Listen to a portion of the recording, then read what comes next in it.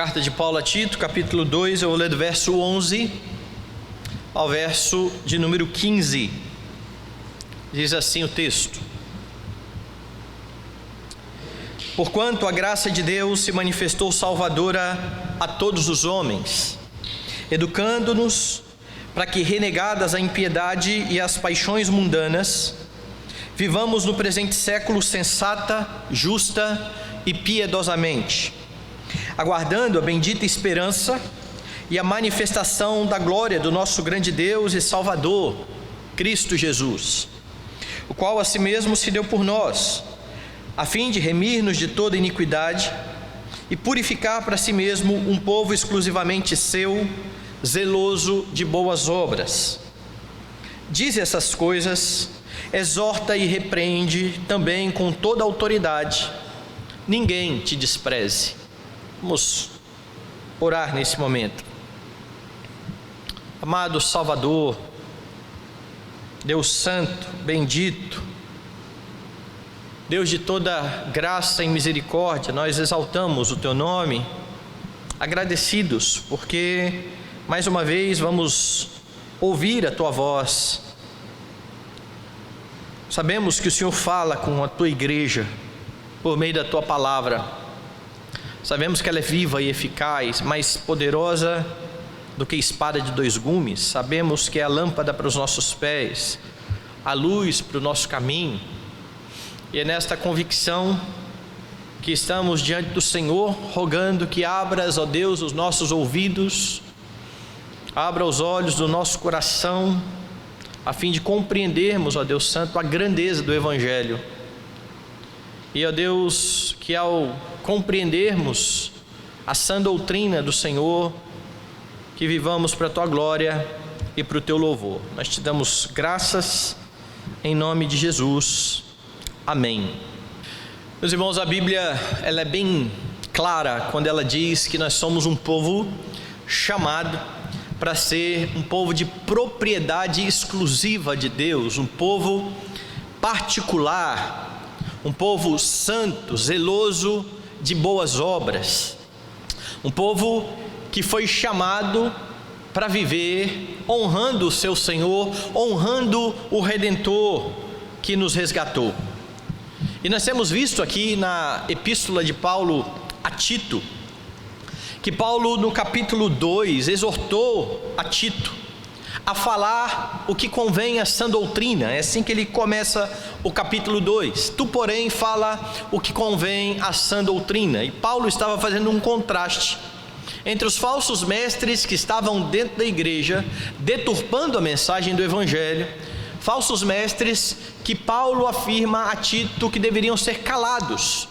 Eles não deveriam ter lugar para ensinar na igreja do Senhor. Tito não, Tito deveria falar o que convém à sã doutrina. Ele deveria ensinar como deve ser o modo de vida dos crentes. É disso que trata o capítulo 2 inteiro, sendo que a primeira parte que nós vimos na semana passada, Paulo fala categoricamente de várias classes de pessoas. Ele se dirige aos homens mais velhos, depois às mulheres mais velhas, depois ele se dirige aos jovens, principalmente aos homens mais jovens, e por último ele fala aos servos. E a cada uma dessas classes de pessoas ele dá mandamentos específicos, ele ordena uma conduta específica de como eles deveriam viver para a glória de Deus, sendo que Tito, ao ensinar, deveria ser o primeiro a ser visto como padrão dos fiéis. O ensino de Tito seria comprovado na sua prática, e assim a doutrina do Senhor vai sendo adornada. E por que Paulo faz isso? Porque ele falou a respeito dos falsos mestres, dizendo que eles professavam conhecer a Deus, mas eles negavam a Deus por meio das suas obras. Tito não deveria ser assim.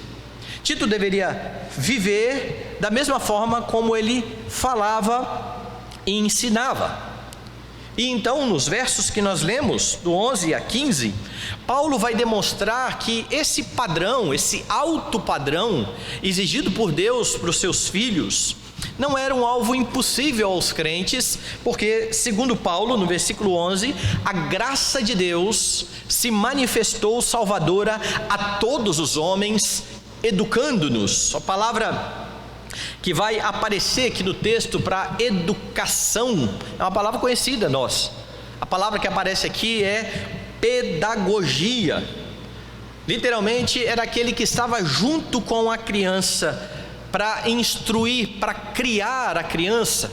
E Paulo está dizendo que a graça de Deus é esse nosso pedagogo, é essa ideia aqui, e essa graça se manifestou salvadora a todos os homens. Que todos os homens são esses que Paulo está citando aqui? Cada um dos homens do mundo? É óbvio que não. Cada um dos homens do mundo não recebeu a graça salvadora de Deus. A graça é para os eleitos.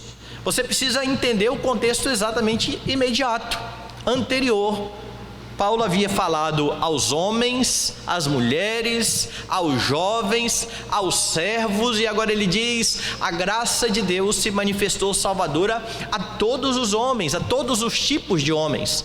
Não foi só aos homens idosos ou às mulheres idosas, ou não foi só aos servos, mas a todos os tipos de pessoas que são chamadas em Cristo Jesus. Os crentes, então, poderiam viver da forma estabelecida por Paulo, por esse motivo específico que ele vai passar a explicar agora.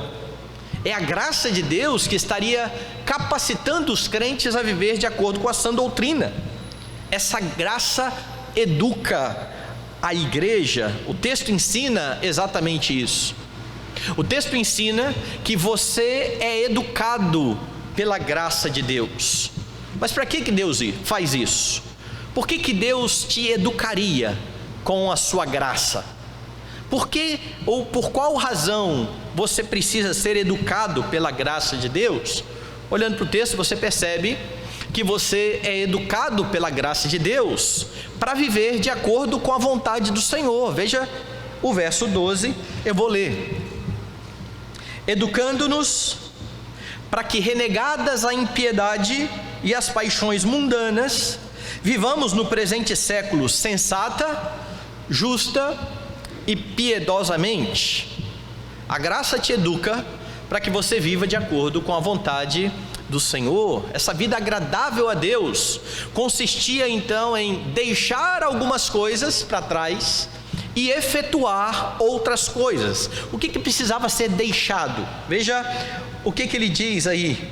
Ela nos educa para que, renegadas a impiedade e as paixões mundanas, é isso que precisa ser deixado de lado. Você foi chamado das trevas para a maravilhosa luz do Senhor, e por isso agora você é educado pela graça para renegar a impiedade, para renegar as paixões mundanas. E a palavra renegar aqui traz a ideia de desconsiderar os próprios interesses. É isso que é renegar. Você deixa de lado as suas paixões, você renega as paixões do seu coração, as paixões mundanas, pecaminosas do seu coração. É a ideia de rejeitar ou recusar alguma coisa que está sendo oferecida. Essa é a atitude que Paulo então convida os crentes para com a impiedade e para com as paixões mundanas. O que é impiedade aqui para Paulo? A palavra tem o sentido de falta de reverência a Deus. É por isso que todos aqueles que estão fora de Cristo, eles são tratados como ímpios. O ímpio é aquele que não se dobra a Deus, é aquele que não reconhece o senhorio do Senhor. Você um dia foi assim, mas agora você está aprendendo, você está sendo educado para que você deixe de lado este modo de vida. É isso que se dá na conversão. Você antes era um inimigo de Deus, agora você é aproximado do Senhor e você vai aprender como é que você vive como um amigo de Deus. Você não está mais no lado oposto ao lado que está o Senhor, você está caminhando junto com a igreja. Mas para isso você precisa ser educado pela graça. Você renega a impiedade e você renega as paixões. E a palavra traduzida aqui por paixão é a mesma que é traduzida em outros momentos por desejo. Desejos podem ser bons, mas desejos podem ser pecaminosos. E dentro do texto, no contexto, as paixões, esses desejos aqui são paixões, desejos por aquilo que é proibido, desejos malignos ou cobiça. Aquilo que o seu coração tanto almeja, muitas vezes no lugar do próprio Deus, porque é assim que o ímpio vive. O ímpio, ele rejeita Deus e abraça um ídolo. Quem é o ídolo? O ídolo é uma paixão do seu coração, é um desejo do seu coração que toma um lugar tão grande na sua vida que agora conduz a vida do homem. É assim que o ímpio vive. O crente vive de forma oposta.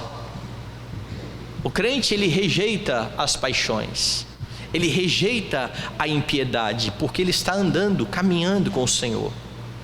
Ele está sendo educado pela graça de Deus, a fim de que ele tenha competência, a fim de que ele possa deixar de lado todas essas coisas. Se você olhar nas cartas de Paulo, ele vai dizer que você, por causa do Espírito Santo, tem o poder de fazer morrer as paixões carnais que estão fazendo guerra dentro do seu coração. Paulo então diz: a graça educa você para que você deixe estas coisas, mas para que você efetue outras. E é bem interessante essa dinâmica na Escritura. Nós lemos isso na Epístola aos Efésios.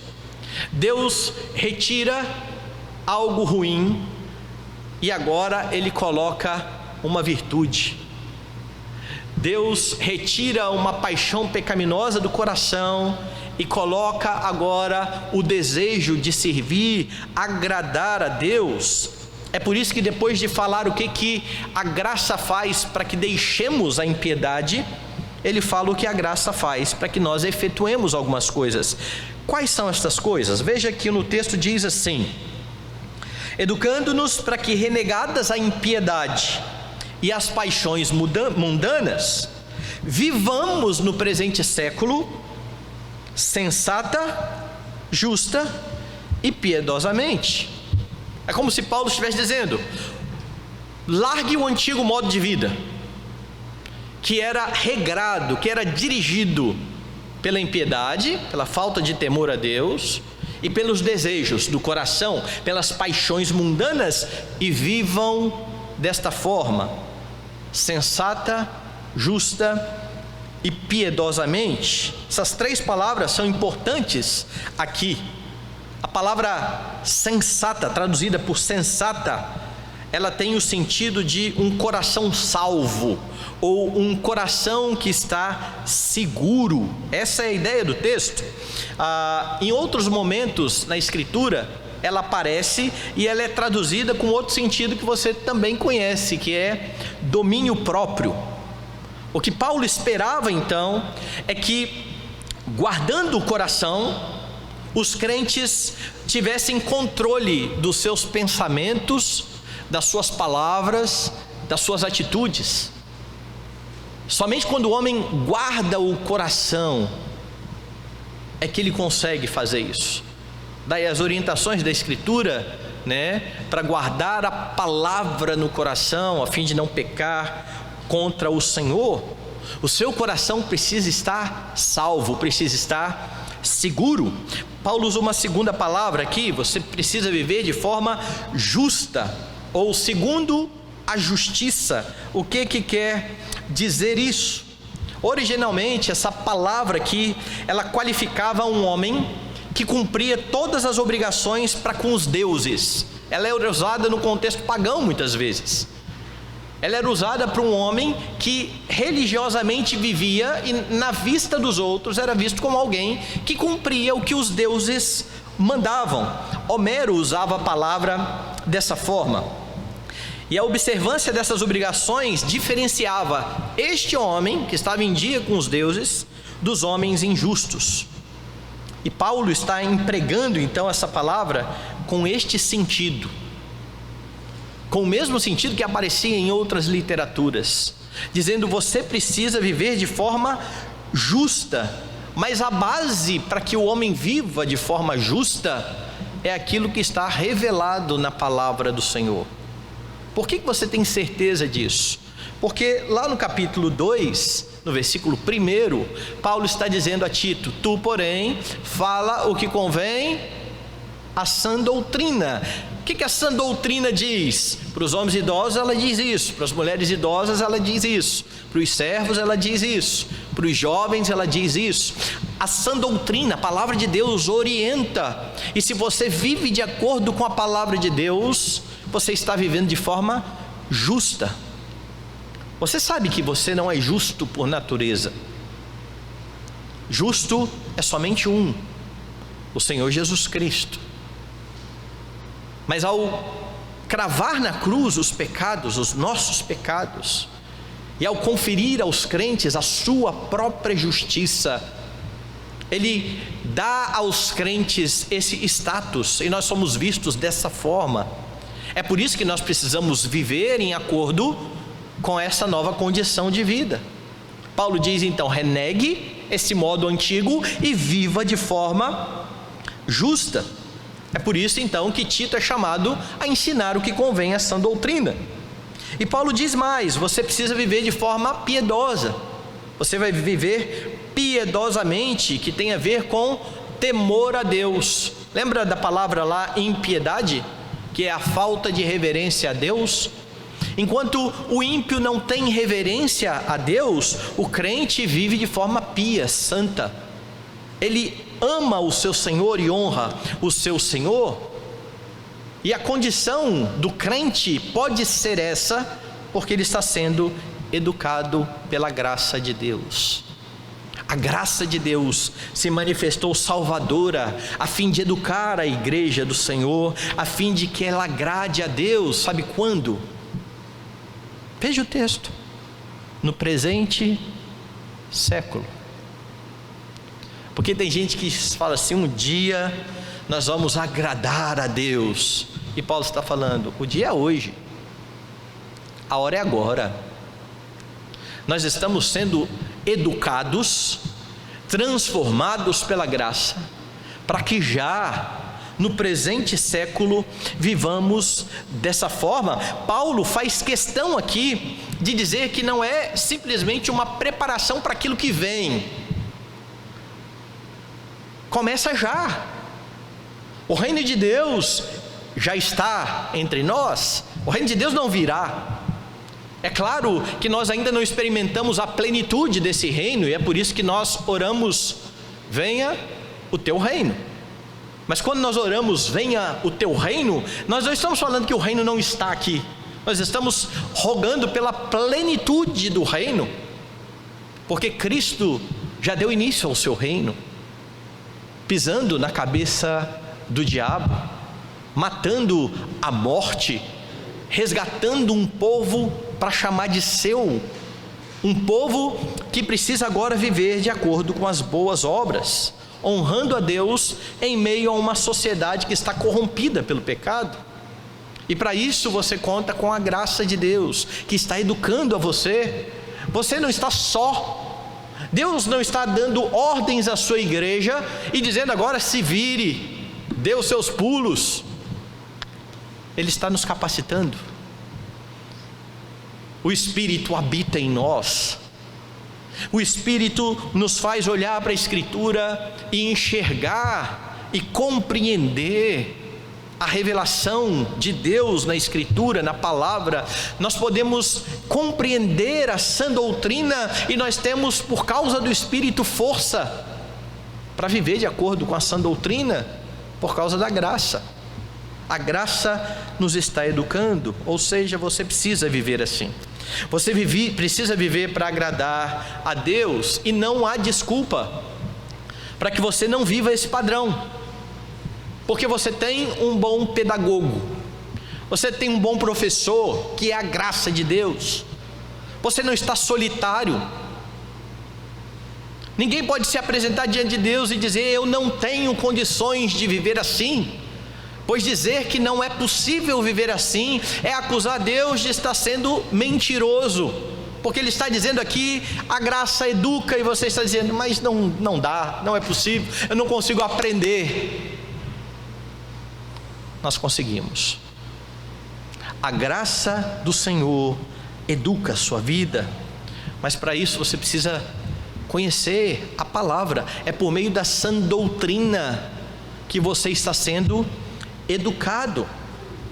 É por meio de olhar para a Escritura, que é um novo padrão que Deus tem para a vida dos crentes, que nós vamos renegar aquilo que era errado. Porque veja bem, como é que você, que antes estava fora da comunidade de Deus, fora da igreja, e que tinha padrões mundanos, vai saber qual é o padrão correto, sem olhar para a Escritura? Isso não é possível. Há muitas pessoas que acham que vão agradar a Deus agora simplesmente fazendo aquilo que vem ao seu coração. E se eu estou fazendo de coração, Deus vai se agradar de mim. Eu estou fazendo com toda boa intenção, mas se eu estou fazendo com toda boa intenção, mas não estou fazendo segundo a sã doutrina, pouco importa. Isso não glorifica, isso não honra a Deus. A palavra precisa estar gravada no coração, guardada no coração, para que você não peque contra o Senhor. E aí sim, com a palavra do Senhor gravada no coração, as paixões e a impiedade podem ser renegadas. Ou seja, você pode renegar aquilo que o mundo te oferece. Você pode resistir à tentação, em outras palavras. Porque muitas vezes o que o mundo vai fazer, o que o diabo vai fazer, é tentar colocar na sua frente um substituto para Deus.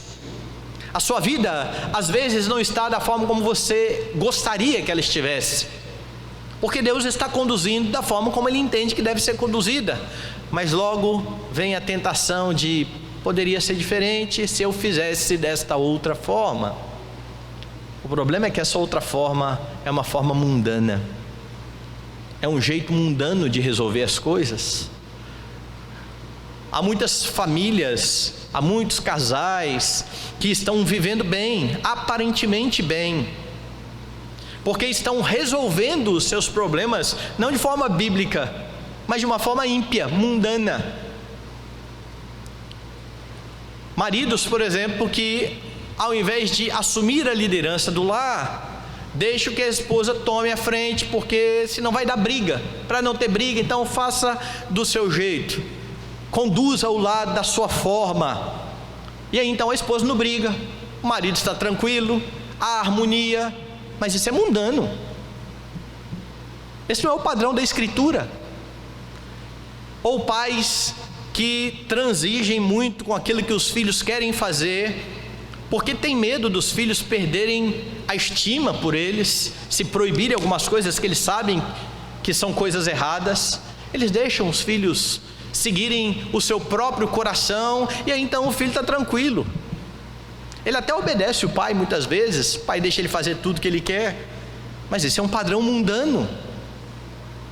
E o mundo está aí para oferecer várias aparentes vantagens para que você viva bem. Às vezes um caminho até mais fácil do que aquele caminho que a Escritura propõe.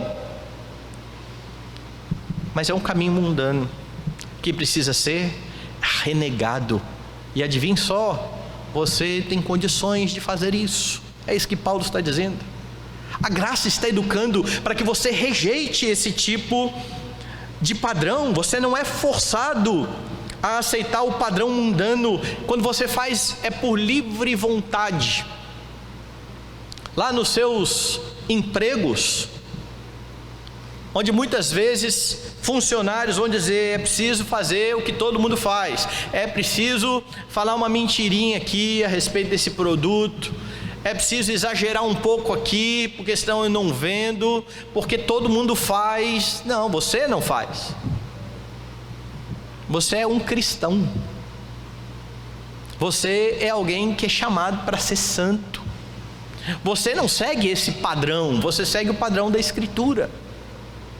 você renega esse padrão. Preste atenção, eu estou falando de tudo aquilo que Paulo já tratou, certo?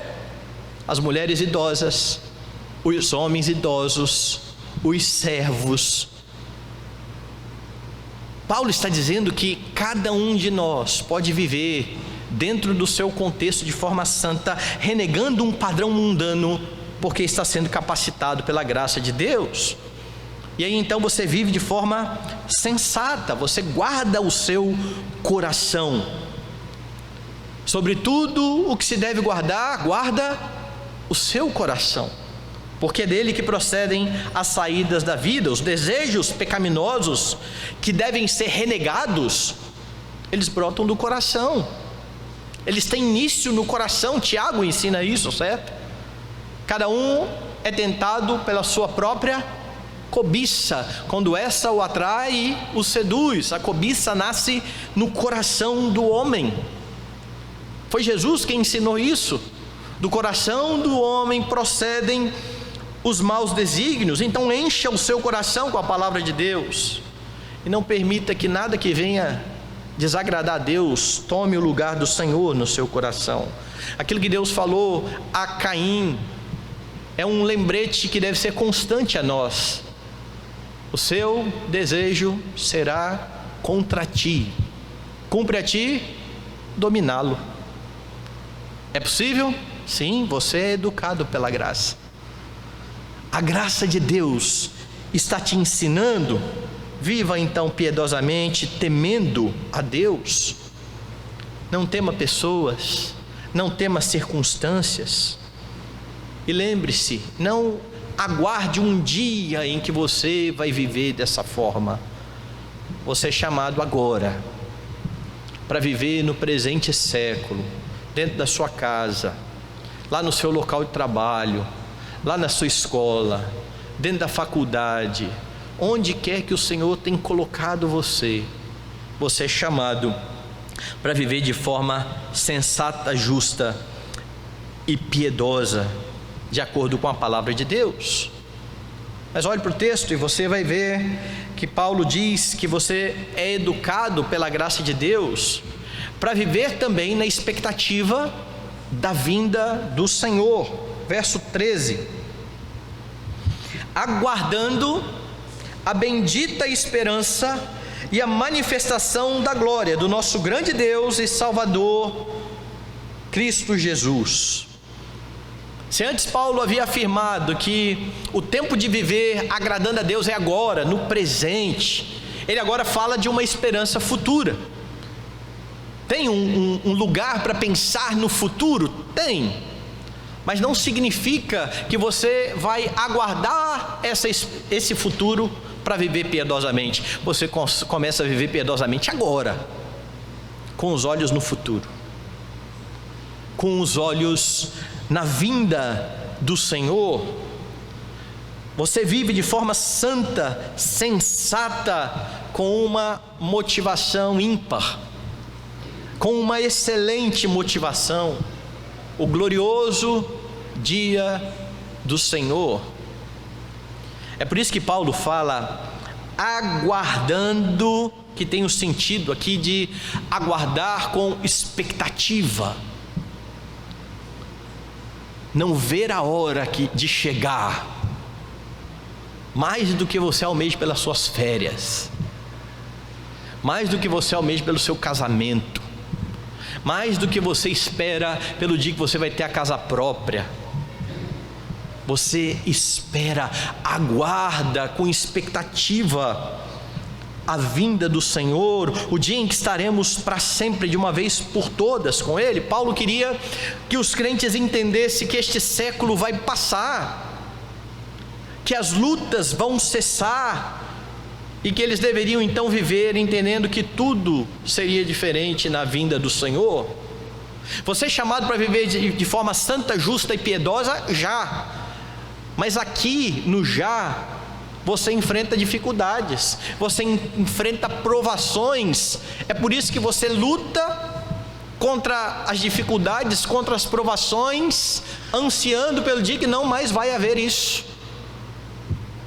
A vinda de Cristo precisa ser um estímulo a uma vida piedosa, a bendita esperança da vinda de Cristo é o combustível para que os crentes vivam neste mundo honrando o Senhor, na certeza de que um dia, na vinda do Senhor, todos nós nos apresentaremos diante do tribunal de Cristo e as nossas obras serão avaliadas, não para sermos ou não salvos, porque a salvação não vai se dar pelas suas obras, mas pela obra de Cristo. Mas a Escritura diz que cada um será julgado também segundo as suas obras, para receber de acordo com o bem ou o mal que tiverem feito por meio do corpo. E a ideia da Escritura é que todos aqueles que estão em Cristo terão obras para apresentar diante do Senhor. Afinal de contas, diz Paulo que você foi escolhido, eleito, antes da fundação do mundo, para as boas obras. Afinal de contas, Jesus disse que não foram os discípulos que o haviam escolhido, mas Ele havia escolhido os seus discípulos e os havia designado para ir e dar fruto, e esse fruto permanecer.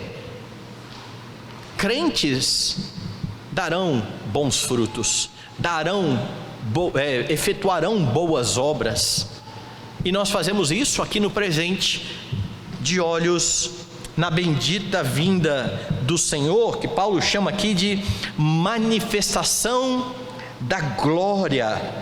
Paulo já havia usado essa palavra manifestar lá no versículo 11, veja lá: porquanto a graça de Deus se manifestou salvadora a todos os homens, educando-nos, para que os crentes então vivam aguardando outra manifestação, a manifestação da glória do Senhor, de uma vez por todas. Então a graça se manifesta educando a igreja, e a igreja anseia pela manifestação da glória bendita do seu Salvador.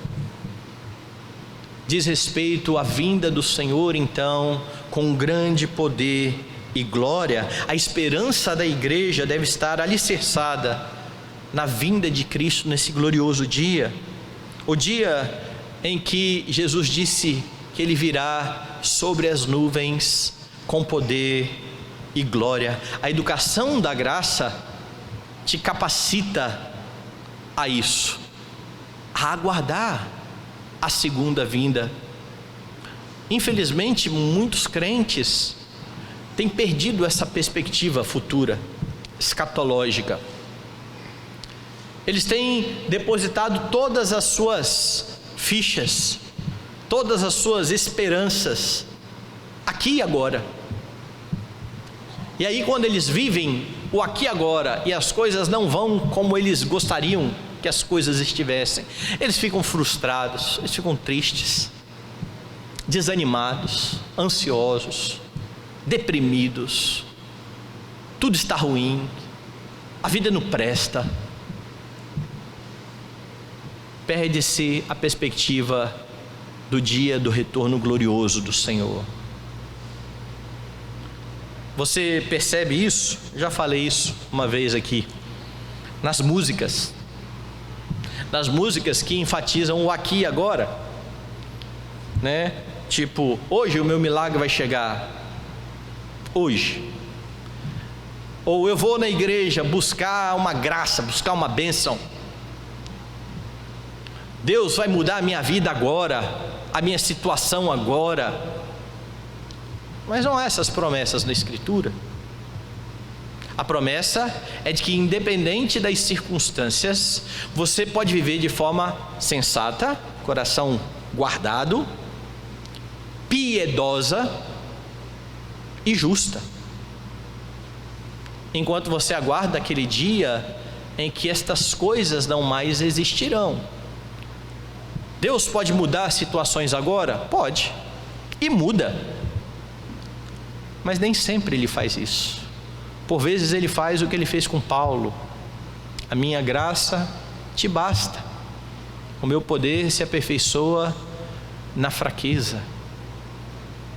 E aí você continua então vivendo no presente século sensata, justa, piedosamente, muitas vezes sofrendo, mas aguardando o bendito dia do retorno glorioso do Senhor, dizendo: Maranata,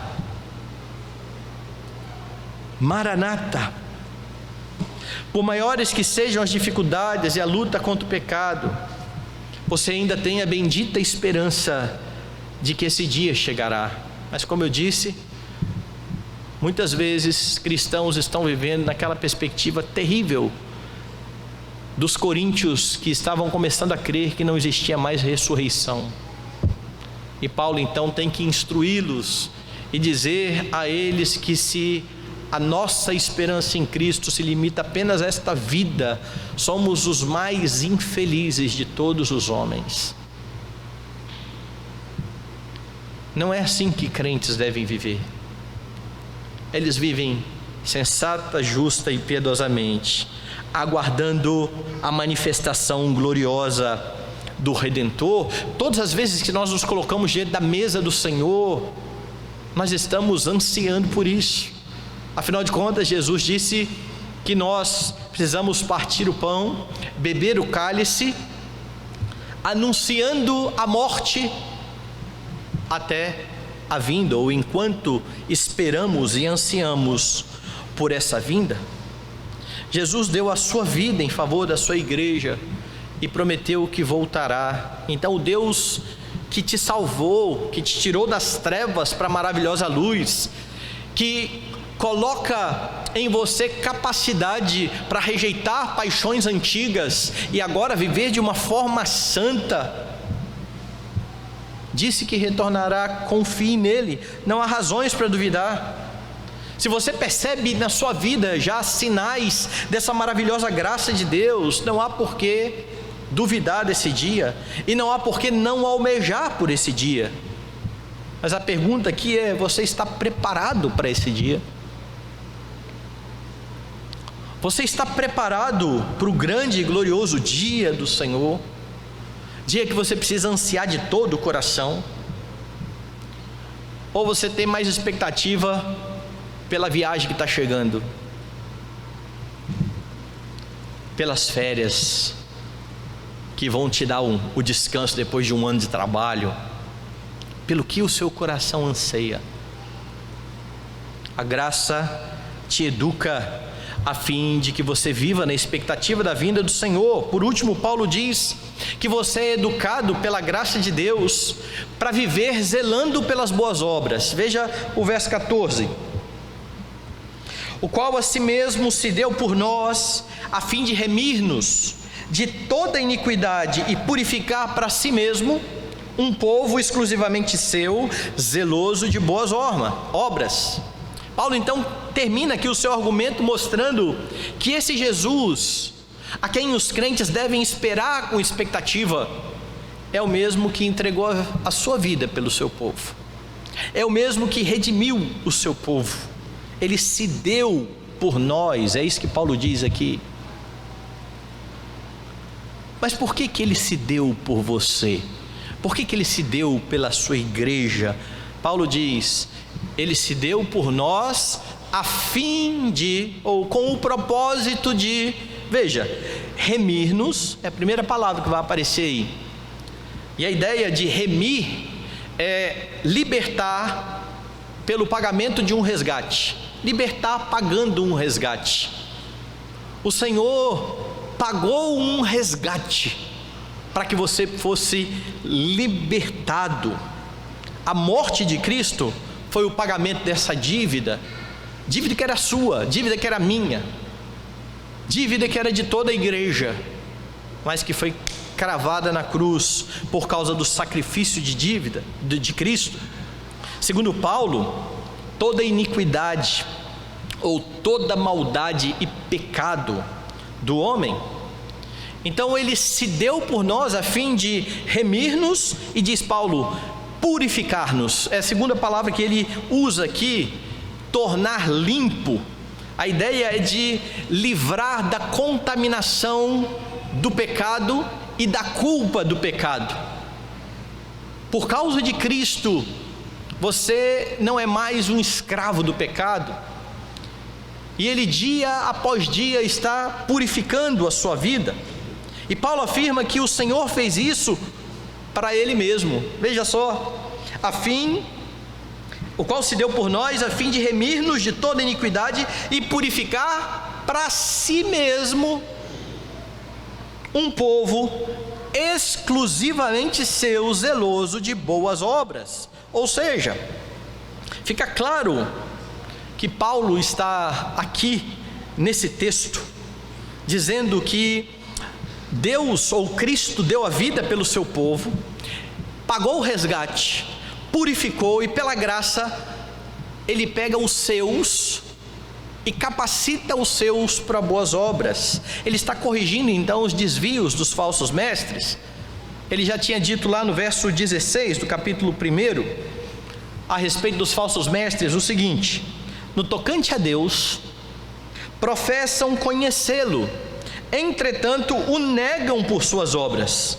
É por isso que são abomináveis, desobedientes e reprovados para toda boa obra. Os falsos mestres proclamavam, diziam conhecer a Deus, mas na hora do vamos ver, na hora de viver de acordo com essa profissão de fé, eles negavam a Deus. Os crentes não. Os crentes, por suas obras, demonstrariam que Jesus de fato efetuou a redenção daquele povo. O sacrifício de Cristo, para que eles pudessem ser libertos do pecado, os capacitou agora a viver zelando por essas boas obras. Ele está então exortando os crentes a cumprir aquilo que ele já tinha ensinado do versículo 1 ao versículo 10, e que nós vimos na semana passada. A partir do versículo 1 aí do capítulo 3, ele vai voltar a demonstrar quais são as boas obras, mas isso é só na semana que vem. Paulo está lembrando aqui os crentes, meus irmãos, por mais 2 vezes, sobre essa prática de boas obras. Veja, versículo 8 do capítulo 3: fiel é esta palavra, e quero que no tocante a estas coisas faças afirmação confiadamente, para que os que têm crido em Deus sejam solícitos na prática das boas obras. Verso 14: agora quanto aos nossos, que aprendam também a distinguir-se nas boas obras. O tempo todo Paulo está enfatizando isso. A graça capacita você a viver zelando por estas boas obras. É preciso lembrar, eu já disse na semana passada e eu relembro hoje, que boas obras na Escritura não diz respeito somente à ação social. E muita gente que lê boa obra e na hora pensa no assistencialismo, que pode existir e deve existir em muitas circunstâncias, mas que não é o total das boas obras. Quando a Bíblia fala de boas obras, ela está falando em viver de acordo com aquilo que o Senhor estabelece na sua lei. Você quer um resumo bom das boas obras? 10 mandamentos. Está ali o resumo das boas obras que Deus preparou de antemão para que andássemos nelas. E é assim que você precisa viver. Ele remiu a sua vida, Ele purificou a sua vida, a fim de que você fizesse parte deste povo que é exclusivamente dele. É assim que você tem buscado viver? Você tem vivido como alguém que é exclusivamente de Jesus? Quais são os falsos deuses que têm concorrido na sua vida com o Senhor Jesus Cristo? Se você quiser descobrir, verifique aí no seu coração, onde é que você tem buscado consolo, onde é que você tem buscado conforto, aonde você alicerça a sua segurança. Porque para muita gente, segurança é ter um bom emprego, é ter uma boa conta bancária, é ter um bom plano de saúde. Onde é que você tem buscado estas coisas? Onde é que você tem se refugiado? Quando as coisas apertam, quando as dificuldades aparecem, o que primeiro vem na sua mente? A certeza de que você está com Cristo? Ou outra coisa qualquer que possa te ajudar naquela dificuldade? Uma das coisas interessantes que eu gosto de perceber em Davi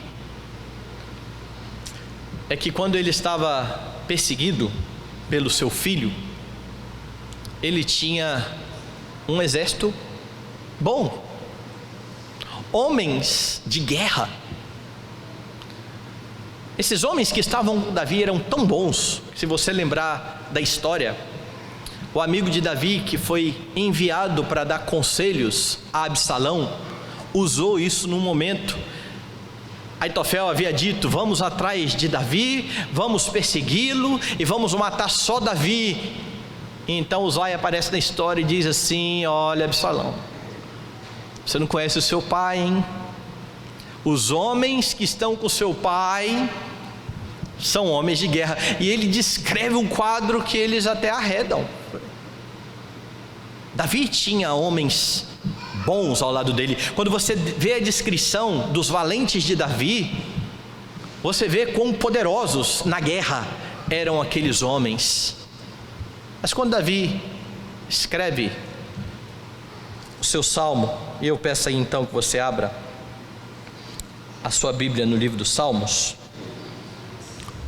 O Salmo de número 3 inicia no seu título dizendo a ocasião em que Davi escreveu isso. Salmo de Davi quando fugia de Absalão, seu filho. Senhor, como tem crescido o número dos meus adversários. São numerosos os que se levantam contra mim, são muitos os que dizem de mim: não há em Deus salvação para ele. Então Davi, diante desse quadro, diz: mas Senhor, eu tenho um exército bom, os meus homens são melhores, eles são os mais capacitados, eu não tenho medo de guerra coisa nenhuma, porque os meus homens são valentes. É isso que ele diz. Porém tu, Senhor, és o meu escudo, és a minha glória e o que exaltas a minha cabeça. Com a minha voz clamo ao Senhor, e Ele do seu santo monte me responde. Sabe qual é o resultado disso tudo? Deito-me e pego no sono, acordo porque o Senhor me sustenta. Não tenho medo de milhares do povo que tomam posição contra mim de todos os lados. Sabe onde estava a segurança de Davi? Não era nos seus homens, apesar de serem bons. E Davi foi para a guerra com eles, e eles guerrearam com Davi, e eles foram usados por Deus, não há a menor dúvida disso. Mas a confiança não é naquilo ali. Lembra do salmista? Uns confiam em carros, outros em cavalos. Nós nos gloriamos no nome do Senhor. Onde é que você busca refúgio? Onde é que você busca alegria? E quando você olhar para isso e verificar que não é em Cristo, ali então estão os falsos deuses que estão concorrendo com Cristo. É preciso renegá-los. É preciso pedir perdão ao Senhor por confiar em muitas coisas que não o Senhor. E é preciso estar nele, bem firmado em Cristo. Suas obras precisam refletir aquilo que você professa como fé, porque não é possível viver afirmando que se ama Jesus enquanto se vive buscando alegria, satisfação, refúgio nesse mundo, enquanto as coisas que enchem os olhos são as coisas deste mundo, e enquanto não se vive zelando pelas boas obras. A graça de Deus está educando a sua vida para que você zele por boas obras, e ela te educa pela palavra. Conheça a Escritura, Busque conhecer, a fim de que você não precise ser exortado como os leitores lá da Epístola aos Hebreus, no capítulo 5, a partir do verso 12, que ouviram: pois com efeito, quando devíeis ser mestres, atendendo ao tempo decorrido, tendes novamente necessidade de alguém que vos ensine de novo quais são os princípios elementares dos oráculos de Deus. Assim vos tornastes como necessitados de leite e não de alimento sólido. Ora, todo aquele que se alimenta de leite é inexperiente na palavra da justiça, porque é criança. Nós precisamos conhecer a sã doutrina, porque é por meio dela que a graça de Deus vai reconfigurando o nosso coração, nos dando novas motivações. Viva para a glória de Deus, educado por Ele mesmo. Paulo vai concluir falando a Tito que ele deveria então exortar e repreender os irmãos para que eles andassem dessa forma. Veja o verso 15: dize estas coisas, exorta e repreende também com toda autoridade, ninguém te despreze. E agora Paulo termina dizendo assim: Tito, exorte a igreja a viver dessa forma, exorte os crentes que estão andando atrás de falsos mestres a viverem de acordo com a sã doutrina. Sabe qual é a base para a autoridade de Tito? A palavra, a sã doutrina. Se Tito fala de acordo com a sã doutrina, a igreja precisa ouvir e acatar e viver de acordo com aquilo que Deus tem declarado. É por isso que o capítulo se inicia dizendo: tu porém fala o que convém a sã doutrina, e o capítulo termina dizendo: diz essas coisas, exorta e repreende com toda a autoridade. A autoridade vem da sã doutrina, da palavra pregada por Tito, porque a doutrina é a doutrina do nosso maravilhoso Salvador, é a doutrina de Cristo.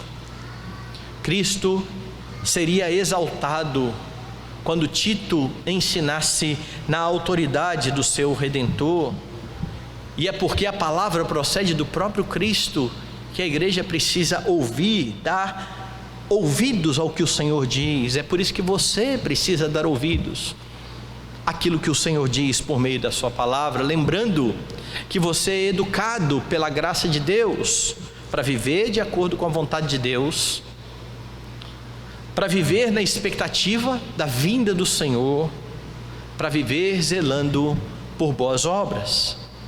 Você vive no presente, observando o que Deus ordena.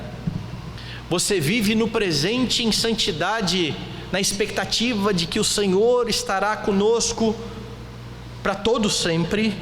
E enquanto isso, você é usado por Deus a fim de executar boas obras, a fim de que os homens, vendo as suas boas obras, glorifiquem ao nosso Pai que está nos céus. Que Ele nos ajude, que Ele nos capacite a cada dia como tem feito, e que nós venhamos a dar ouvidos a tudo aquilo que temos ouvido da parte de Deus, que procede da palavra bendita do Senhor. Você está sendo educado pelo Senhor. Viva então de modo digno do Evangelho, para a glória dEle.